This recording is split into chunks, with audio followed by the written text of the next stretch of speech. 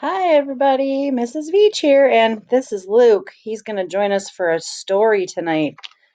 The Polar Express. This is one of my very favorite Christmas stories. On Christmas Eve, many years ago, I lay quietly in my bed. I did not rustle the sheets. I breathed slowly and silently. I was listening for a sound a friend had told me I'd never hear, the ringing bells of Santa's sleigh. "There's no Santa," my friend had insisted, but I knew he was wrong. Late that night I did hear sounds, though not of ringing bells. From outside came the sounds of hissing steam and squeaking metal. I looked through my window and saw a train standing perfectly still in front of my house. It was wrapped in an apron of steam. Snowflakes fell lightly around it. A conductor stood at the open door of one of the cars. He took a large pocket watch from his vest, then looked up at my window. I put on my slippers and robe. I tiptoed downstairs and out the door. "All aboard!" the conductor cried out. I ran up to him. "Well," he said, "are you coming?" "Where?" I asked. "Why, to the North Pole, of course," was his answer. "This is the Polar Express." I took his outstretched hand and he pulled me aboard. The train was filled with other children, all in their pajamas and nightgowns. We sang Christmas carols and ate candies with nougat centers as white as snow. We drank hot cocoa as thick and rich as melted chocolate bars. Outside, the lights of towns and villages flickered in the distance as the Polar Express raced northward. Soon there were no more lights to be seen. We traveled through cold, dark forests where lean wolves roamed and white-tailed rabbits hid from our train as it thundered through the quiet wilderness. We climbed mountains so high it seemed as if we would scrape the moon, but the Polar Express never slowed down. Faster and faster we ran along, rolling over peaks and through valleys like a car on a roller coaster. The mountains turned into hills, the hills to snow-covered plains. We crossed a barren desert of ice, the great polar ice cap. Lights appeared in the distance. They looked like the lights of a strange ocean liner sailing on a frozen sea. "There," said the conductor, "is the North Pole." The North Pole, it was a huge city standing alone at the top of the world, filled with factories where every Christmas toy was made. At first, we saw no elves. "They're gathering at the center of the city," the conductor told us. "That is where Santa will give the first gift of Christmas." "Who receives the first gift?" we all asked. The conductor answered, "He will choose one of you." "Look!" shouted one of the children. "The elves!" Outside, we saw hundreds of elves. As our train drew closer to the center of the North Pole, we slowed to a crawl. So crowded were the streets with Santa's helpers.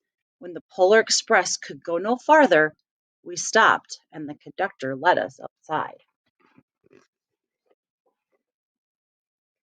We pressed through the crowd to the edge of a large open circle.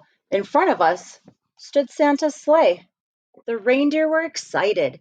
They pranced and paced, ringing the silver sleigh bells that hung from their harnesses. It was a magical sound, like nothing I'd ever heard. Across the circle, the elves moved apart and Santa Claus appeared. The elves cheered wildly. He marched over to us and, pointing to me, said, "Let's have this fellow here." He jumped into his sleigh. The conductor handed me up. I sat on Santa's knee and he asked, "Now, what would you like for Christmas?" I knew that I could have any gift I could imagine, but the thing I wanted most for Christmas was not inside Santa's giant bag. What I wanted more than anything was one silver bell from Santa's sleigh. When I asked, Santa smiled. Then he gave me a hug and told an elf to cut a bell from a reindeer's harness. The elf tossed it up to Santa. He stood, holding the bell high above him, and called out, "The first gift of Christmas!" A clock struck midnight as the elves roared their approval. Santa handed the bell to me, and I put it in my bathrobe pocket. The conductor helped me down from the sleigh. Santa shouted out the reindeers' names and cracked his whip. His team charged forward and climbed into the air. Santa circled once above us, then disappeared in the cold, dark polar sky. As soon as we were back inside the Polar Express, the other children asked to see the bell. I reached into my pocket. The only thing I felt was a hole. I had lost the silver bell from Santa Claus's sleigh. "Let's hurry outside and look for it," one of the children said. But the train gave a sudden lurch and started moving. We were on our way home. It broke my heart to lose the bell. When the train reached my house, I sadly left the other children. I stood at my doorway and waved goodbye. The conductor said something from the moving train, but I couldn't hear him. "What?" I yelled out. He cupped his hands around his mouth. "Merry Christmas!" he shouted. The Polar Express let out a loud blast from its whistle and sped away. On Christmas morning, my little sister Sarah and I opened our presents. When it looked as if everything had been unwrapped, Sarah found one last small box behind the tree. It had my name on it. Inside was the silver bell. There was a note. "Found this on the seat of my sleigh. Fix that hole in your pocket. Signed, Mr. C." I shook the bell. It made the most beautiful sound my sister and I had ever heard. But my mother said, "Oh, that's too bad." "Yes," said my father, "it's broken." When I'd shaken the bell, my parents had not heard a sound. At one time, most of my friends could hear the bell, but as years passed, it fell silent for all of them. Even Sarah found one Christmas that she could no longer hear its sweet sound. Though I've grown old, the bell still rings for me as it does for all who truly believe. The end.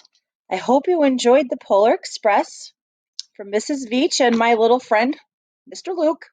Have a wonderful break. Merry Christmas, happy holidays, happy New Year. Stay healthy, stay safe, and I can't wait to see all your faces back in 2021. Have a great night, everybody.